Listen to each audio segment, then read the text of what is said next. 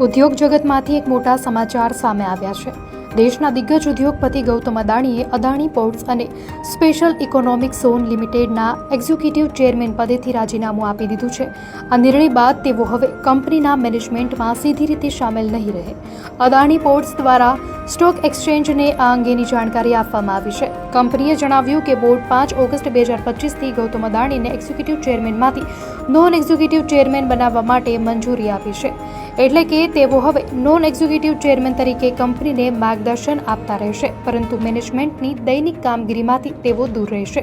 આ જાહેરાત સાથે જ અદાણી પોર્ટ્સે નાણાકીય વર્ષ 2025-26ના પ્રથમ ક્વાર્ટરના પરિણામો પણ જાહેર કર્યા છે। આ પરિણામો કંપની માટે ખૂબ જ સકારાત્મક રહ્યા છે।